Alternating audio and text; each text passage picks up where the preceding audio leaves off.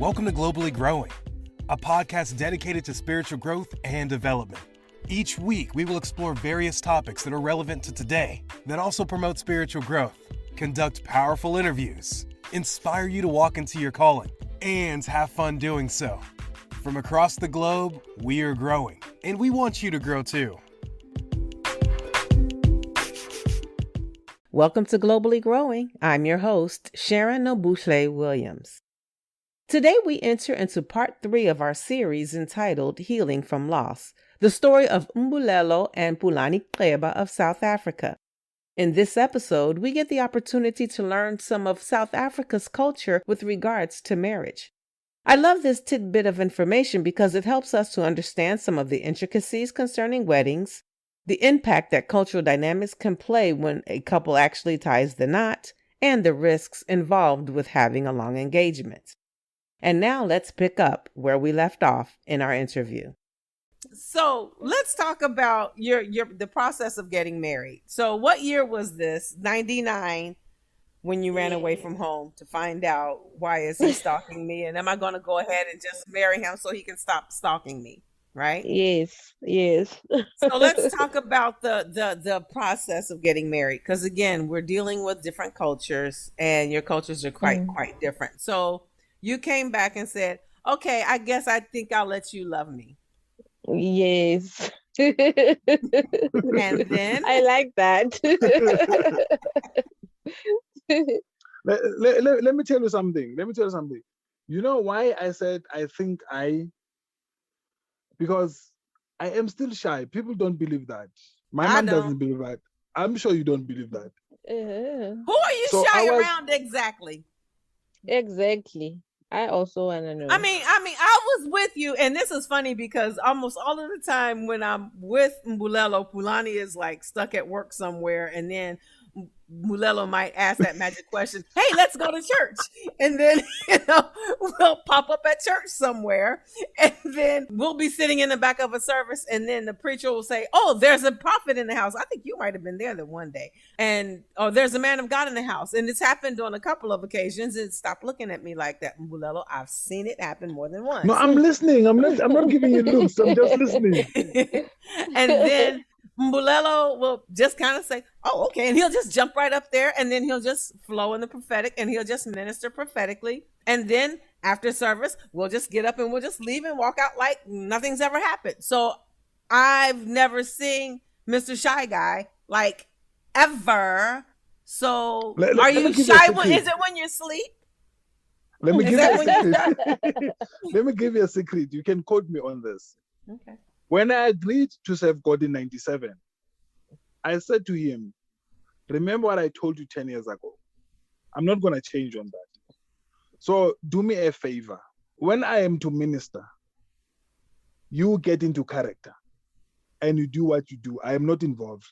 So I will decrease, you increase, basically. Yes, I am just a vessel that you can use. Other than that, leave me alone. And then he took me to the book of Judges. Samson. Okay. Mm-hmm. When the Philistines said, where does he get his power? And then he said to me, I'll give you a scenario. You know Arnold Schwarzenegger? He was big with us at the time when he was Mr. Universe. He said to me, Samson was not Schwarzenegger. Oh, that's right, because that's when you were a bodybuilder, right? You used to be a bodybuilder. I was also a bodybuilder, yes. Yeah, those are some scary pictures. You know those pictures? God said to me, Samson was not a Schwarzenegger of the time.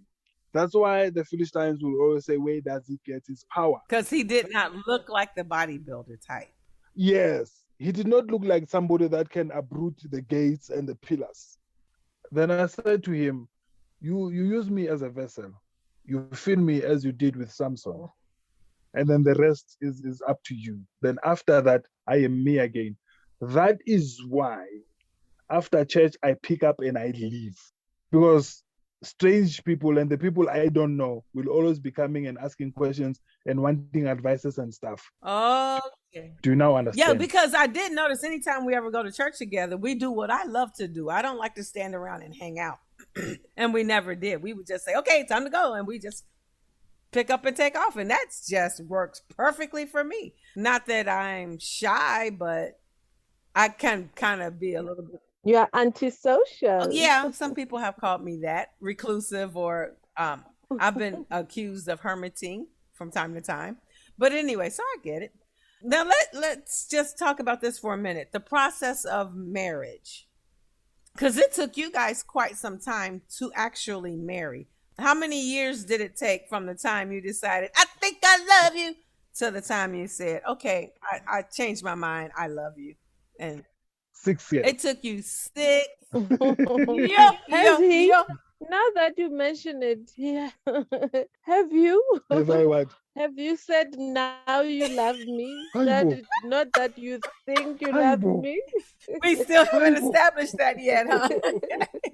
Yeah, and on your wedding vows, you said, I promise to love you. So I still don't think I love you just yet, but I promise I will after today, sometime. You know. He's making me say it. See? It took us 6 years to get married. Because? Okay. Let's start in the beginning.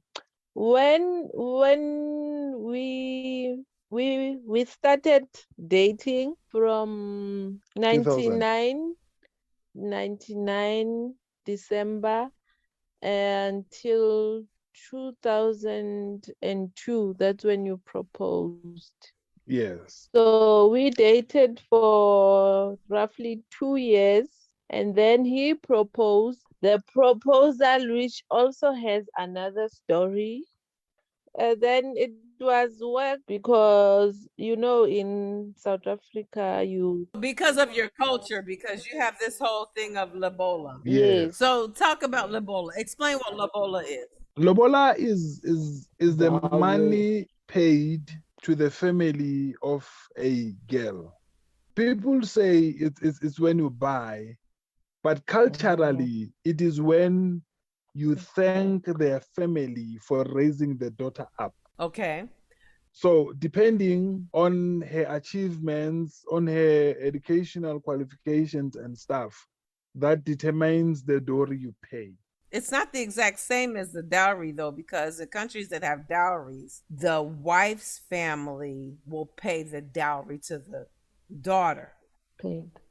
But with lobola, Okay, the okay. husband's family or the husband himself pays the lobola to the No, the husband, not the family. That's what I mean. The husband pays a negotiated price. Yes. Now, I heard somebody once say that the amount of the lobola is supposed to go towards the expense of the wedding. Is that true or not necessarily so? The amount of the money is what? I've been told that the price of the lobola is supposed to go towards the expenses of the wedding. Is that so? Yes. Well, in some or most of the what can I say? Like that in the petty culture, that's not how it works. In some of the tribes. Yes. Yes. In the petty culture, they don't use it for that. It goes to the girl's family. Okay. And they do whatever they want. But when the wedding comes, then there's more money that must be spent or used. But in our culture, the Southern Sotho, then it's used for the wedding. Okay. So, but there are some cultural differences Yes. between the two of you because you're Xhosa and she's Sesotho, correct? She's Sotho. But they're not major differences, though, correct? They are major if you follow the culture to the T. But being born again with us, It was never an made issue. things a bit easier. Going back to the whole lobola thing. Yes. So you guys negotiated lobola. Yes. From the time that lobola was negotiated, what happened? How you said it's 6 years? How many years from the time lobola 2002 was- to 2006? Oh, 4 years. Is that normal for it to take that long to raise Lobola? I remember one guy offered Lobola for me. He offered 10 cows. yeah. Live or money? I don't know the value. Huh? What did you say? No, we call lobola cows. And then during negotiations, that's when you say, do you want them live or money value? Okay, so did that guy offend me? No. Okay, because I thought I was worth way more than 20 cows. I mean, come on. No, seriously. You know, I mean, 10 cows. You know, in the Zulu tradition, on the ranks I was in of KwaZulu the Natal, by the way. Aha. I had a friend.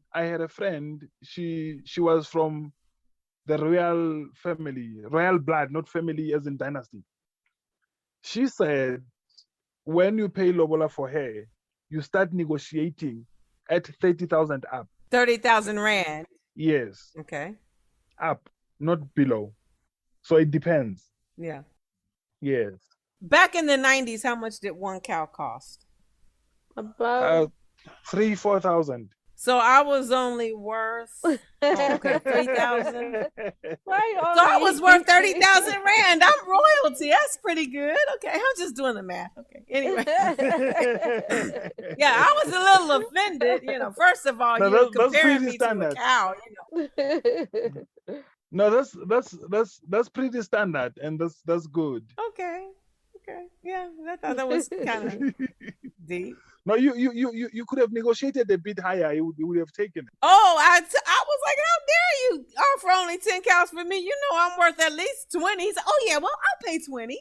Yes. see? So yes, I'm a good negotiator. yes. As long as I can keep the money in my pocket. Globally Growing is brought to you by Anchor. If you haven't heard about Anchor, it's the easiest way to make a podcast. And let me explain. First of all, it's free. And that's a price point you can't beat with a stick. Plus, they have these creation tools that allow you to record and edit your podcast right from your phone or computer. It's everything you need to make a podcast in one place. Download the free Anchor app or go to anchor.fm to get started. It took us 4 years because it's not normal. A whole lot of things happened. Primarily, the job issue. I could not find a steady job. And the jobs that I found were not paying. And then when I finally brought the money together, a whole lot of things happened that took from that money. Majorly funerals. Oh. When funeral came, we had to pay, and then the money came out of that. I remember I also have two half sisters that I had recently found, and then the son of my half sister also died, and my sister is very poor, so we took some of that money and helped bury the son. So by the time we got married, we had 150 rand. And how much was the lobola that you had to raise? Lobola was 10,000. We raised the 10,000. We got the 10,000. I remember when you said it comes from the man that is married, not the family. I had to find the 10,000. I remember on the last negotiation, no, the last meeting, when we're paying the last money that made 10,000. I was working already at the time, so I was gonna get paid a week after the meeting. So I went to my uncle's wife that was widowed, that I knew she had money, and I borrowed money from her, saying, "Borrow me 1,000 rand. Let me go to the new Lobola meeting and pay that. I'll pay you on Wednesday the following week when I get paid." She agreed. On that, she didn't agree. She said, "I will answer you on Saturday." And on Sunday, I am to meet with Pulane's family. On Sunday morning, she sent me a text saying she had no money. I still talk about it even now. Until I knew and realized that, no, she would not have given me that money. I was to find the money myself. family can never help you in that. When I asked why, they said that is the final determination that you can be a man and stand for your family. That's why you need to find that man. Wow. You Yeah, see. yeah. Wow. That's powerful. That's deep. Okay. I didn't know. I was so angry at her for the longest time. And she was only doing what's culturally correct. Yes, but she didn't tell. That's just the thing. Remember, I came to the Lord when I was young, and I was never part of those things. When I ran from the calling, then I was part of those things. But I lost a lot of education that I would have had, so that missed me.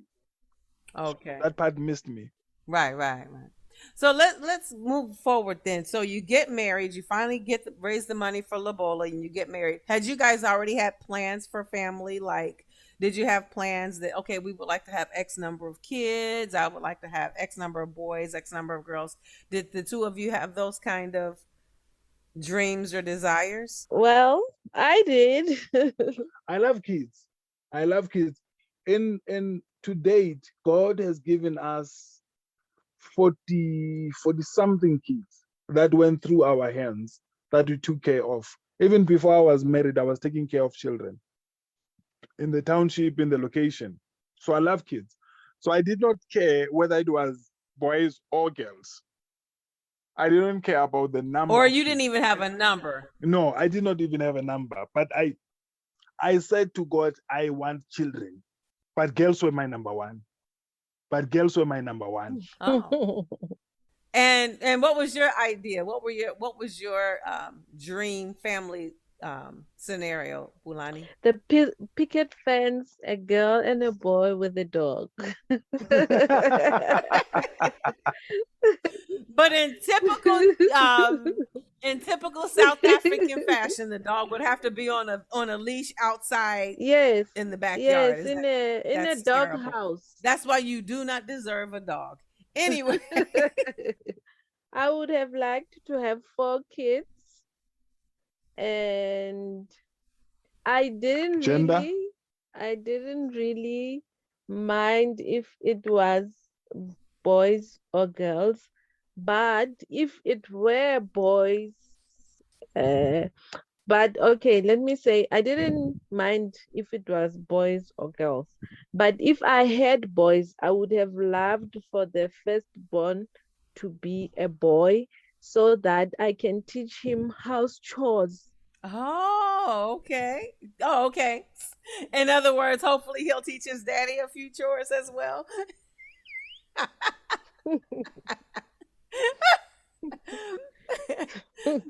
Okay, moving right along.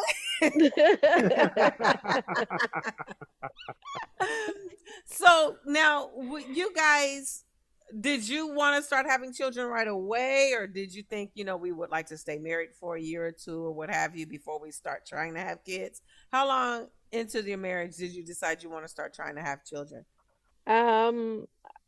I planned to wait a little bit, and then by the time that we decided we wanted to try, it took a bit longer than we thought it was, to a point where because after we got married, during the premarital counseling that we went through, we were advised, I can say advised, to decide if we wanted to take family planning or not. Okay. So I decided to take family planning. So when it took longer, because we decided in 2008, 8 or 7? 8, yeah, in 2008.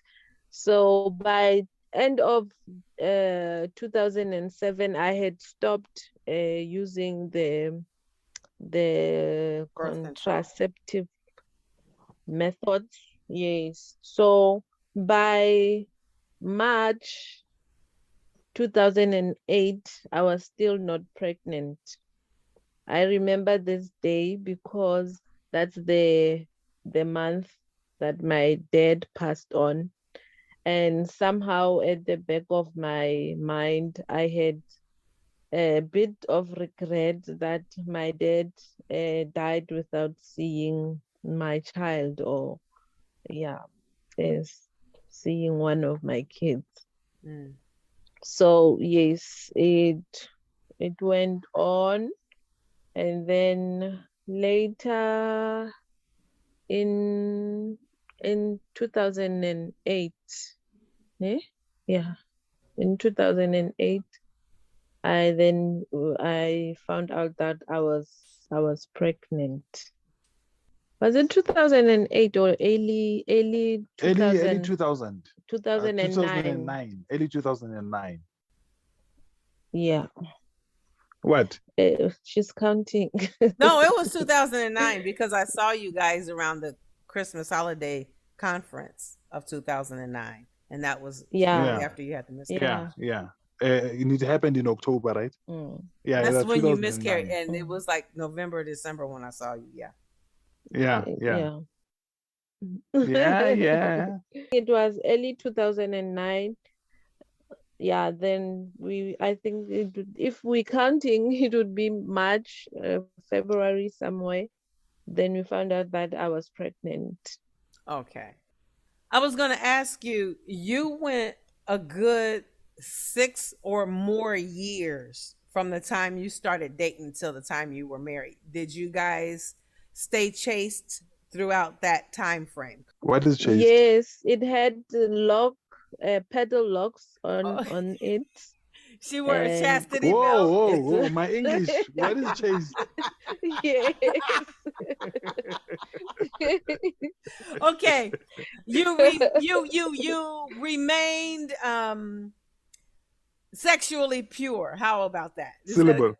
Yes, yes, what did you yes, say? Sober. yes. Okay. So and I Yes, bring it up, celibate. celibate. Thank you. I could not think of that Yeah. word, so I used chaste and confused Port Mbulelo. Sorry about that. I want to bring that up because this is another issue that happens so much in the body of Christ. People have this mindset that you can't stay pure for a period of time if you're seeing someone. And I just want to speak to that because I want you to speak to people and to the truth of the fact that if you are indeed committed to living holy, you can, in fact, live a celibate life. Yes. Yes, yes. Yes, that's true. If I can just mention that it is true, it is possible. You can live a holy life, and you can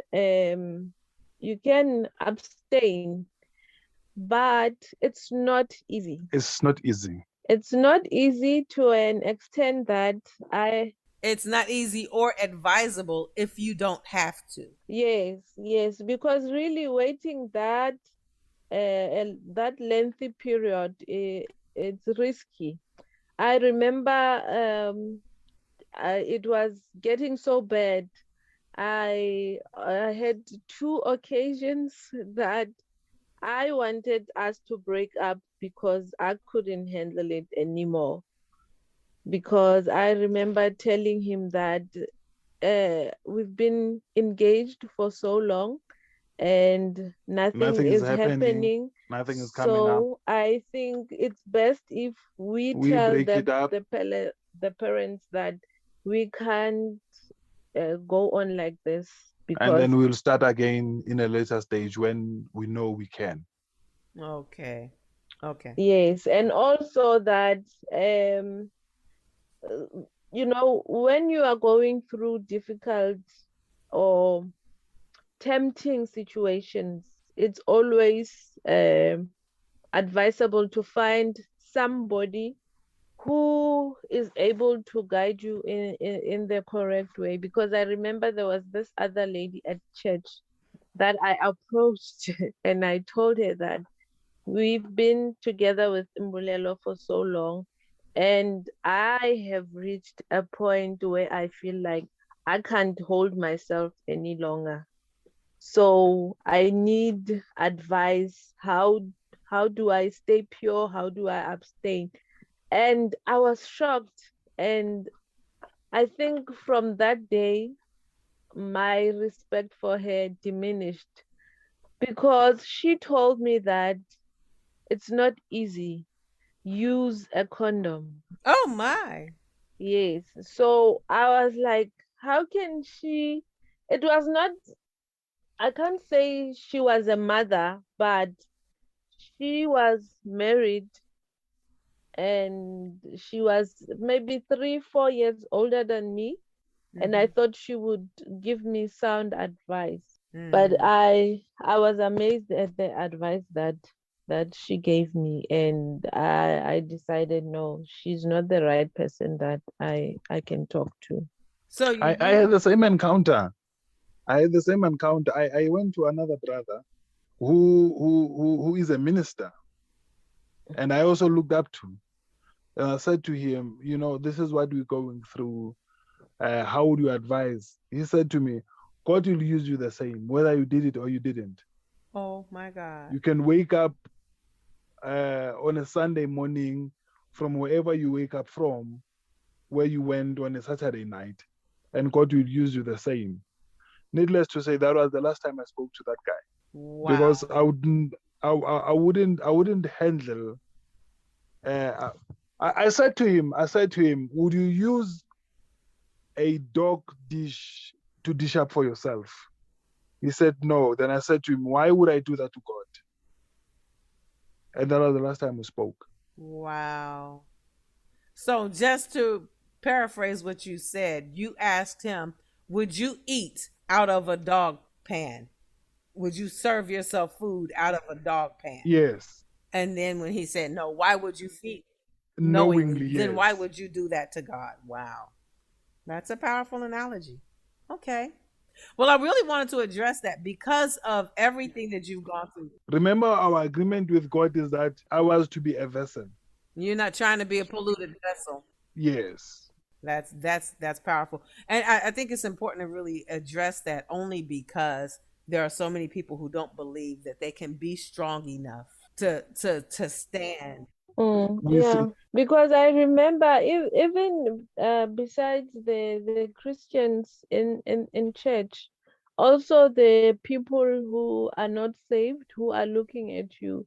Because I remember I had this person that I knew, and I was telling him how long we've been together with Mbulelo. And he asked me, so you haven't had sex or anything? And I said, no, we're waiting for our marriage. And the guy was saying, so he hasn't even touched you in any sexual way? And I said, no. And he said to me, your boyfriend is gay. And he came to me. He came to me. And he said, man, what are you doing?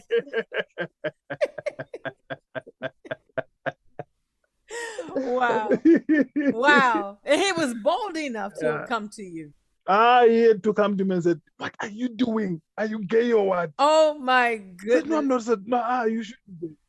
Is that crazy or what? You see the mindset of man. So it's really important for people to understand the same God that can save you is the same God that can keep you. Yes. And that's, I think, the hard part for so many people in the body of Christ is because we have so many poor examples. I can't tell you how many people that I know that after they're married, they'll say things like, oh, well, we made our mistakes. Or the people that you can count the months after they got married that their babies popped out that were full term 7 months after they they gave birth to a giant man child. The baby came out 5 years old. You're like, how did that happen? And it really it's such a bad I'm sorry, I'm gonna behave myself eventually, but it really gives us it's such a bad witness for Christ, and it tells the world that we are liars. We're liars. We're hypocrites. There's no power. What does the scripture talks about? Having the form of godliness. 1 Timothy chapter 3. Having the form of godliness, but denying the power thereof. I'm showing you I don't have no power. I'm preaching power, but I have no power. And it's so sad. And I think that there's a lot of us that's going to have blood on our hands for the people who have walked away from the thought of even serving Christ, because I've seen such terrible, terrible ambassadors for Christ. I pray that hearing the Gqeba's testimonies thus far is ministering to you, no matter where you are with regards to relationships. It was so refreshing to hear the Gqebas reaffirm the power we have as born-again believers to abstain from sexual impurity. Their 6-year-long battle to abstain while meeting cultural conditions for marriage is a witness and testimony that God can keep you saved if you want to be saved, and He can keep you holy if you desire to remain holy. Thank you for tuning in and peeking into the Gqeba's relationship thus far. Please join us again next week as we dive into the pain that the Gqebas experienced in the loss of their firstborn child.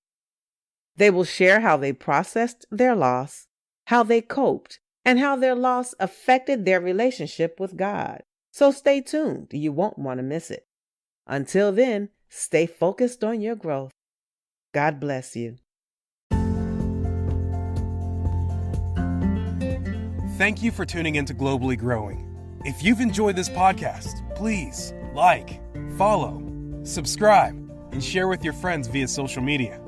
If you would like to learn more about Globally Growing, please visit us at globallygrowing.one. Again, that's globallygrowing.one. Until next time, never, ever, ever stop growing.